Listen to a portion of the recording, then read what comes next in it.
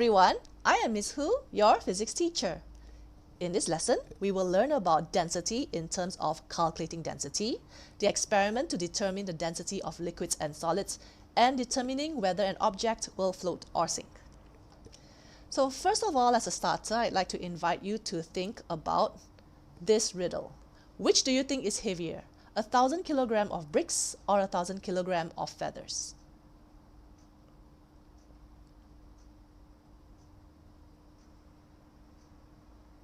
Now, the correct answer, of course, is that both of them have the same mass. Therefore, they have the same weight because both values here are 1,000 kilograms. This is a very common riddle that is normally asked to try to trick people to see whether they're actually paying attention to the words in the question. A lot of people, when they don't think about the question, automatically assume that it's the bricks because we're normally not thinking in terms of the mass or the weight of the objects when comparing them. We tend to think in terms of volume. So we always picture the same volume of bricks against the same volume of feathers. But in this case, the question is about the weight. So in the end, what is this all about? It is about us understanding the concept of density. So you can have the same weight for two different objects, but it's just that one will have a far greater volume compared to the other, if you could get that much of those items. So let's get straight into the density concept. So the equation for density is mass divided by volume. So the symbol that's normally used to represent density is the Greek letter rho. In case you're wondering how to say it, that's R-H-O, rho. So I'm going to rub that off now. M, of course, is mass, and capital V is the volume. The unit for density can be derived from the formula. Now, if you know that mass is kilogram and volume is meter cube, that means the unit for density is kilogram per meter cube.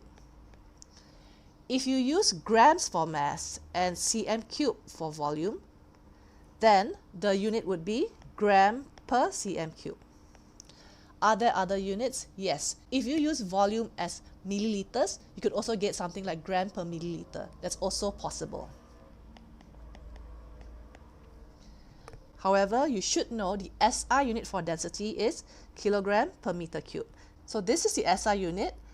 And for those of you who are taking a syllabus which stresses the use of SI units, then you must make sure that you are using kilogram per meter cube.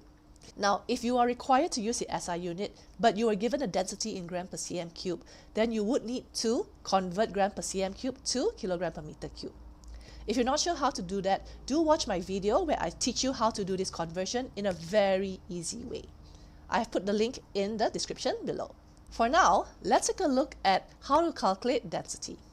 For example, we are given a crown with a mass of 400 grams and a volume of 35 cm cube. So, given the following information, which are the density of gold and silver, do you think that the crown is made of gold, silver, or a mixture of both? So the easiest way to solve this, of course, is to calculate the density of the crown because we have the mass and the volume. So I'm going to use the symbols here, which is rho. We know that rho is mass per volume, where the mass is 400 grams and the volume is 35 cm cube. Now, based on the calculation, we get a value of 11.43 grams per cm cube. And as you can see, this number lies between the density of gold and silver. And since the value of the density lies between the densities of gold and silver, it is very likely to be a mixture of both. Because if it were to be silver only, it will be exactly equal to the density of silver. And if it was exactly equal to gold, then it will be the density of gold. Since the number lies in between, that means it's likely to be a mixture of both.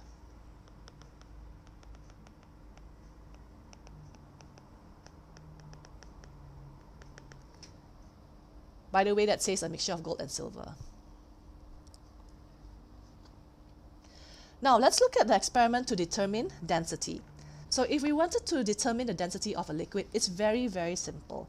All we need to use are a measuring cylinder and a mass balance. So first of all, we get the mass of the empty measuring cylinder, and then we pour a certain amount of liquid in, for example, water, and we observe the mass of the measuring cylinder with the water. So why we need to use a measuring cylinder is because we need a container to hold the water. The water can't just float on the measuring balance, right? So we need to take the mass of both because we want to get the mass of water only. So to get the mass of water, it's very simple. It's just the difference between these two readings on the mass balance. And to make this experiment easy for yourself, when you pour the liquid into the measuring cylinder, pour it up to a volume which is very easy for you to read. So if we want to calculate the density of water, we just use the formula of mass per volume. We're going to put the number straight away in there. So the mass is 70.0 minus 50.0, while the volume is 20 cm cube. This on top here is gram. So this gives us 20.0 grams divided by 20 cm cube, giving us 1.0 gram per cm cube. So this is how we can determine the density of liquids. You can use the exact same steps for whatever liquid. For example, if you want to measure the density of oil or salt water or sugar water, all you need to do is just use the measuring cylinder with the mass balance. For solid objects, especially irregular shaped objects, you will use a similar method of the measuring cylinder and a mass balance, but this time you must have water in the measuring cylinder first. Why? Because we're going to use the water displacement method to obtain the volume of that irregularly shaped object. So that means in this case, we're going to pour water into the measuring cylinder up to a known volume first. So when you're doing this experiment in real life, please make it easy for yourself. Make sure that the volume is up to a level that's easy for you to read. And of course, the volume of water must be large enough so that when you place the object inside, the object is able to displace the water. But don't pour so much water until the water level goes higher than the highest reading on the measuring cylinder. And obviously, the object needs to fit inside the measuring cylinder. So please be logical about all this. Anyway, let's get straight to it. So we know that density is mass per volume. Now we only want the mass of the object. That's why we don't need to measure the mass of the empty cylinder. The difference between these two readings will give us the mass of the object, right? So just take 105.0 minus 72.0 grams, and this will be divided by the difference in volume. So you can see in the first diagram here it's 40, while in the second diagram here it's 70. So it's 70 minus 40. This is in milliliters, so I'm going to write here ml. And this gives us 1.1 grams per ml. Now, although gram per ml is an actual unit of density, it's not a very common one. So sometimes you'll find that questions would prefer you to express it in gram per cm cube.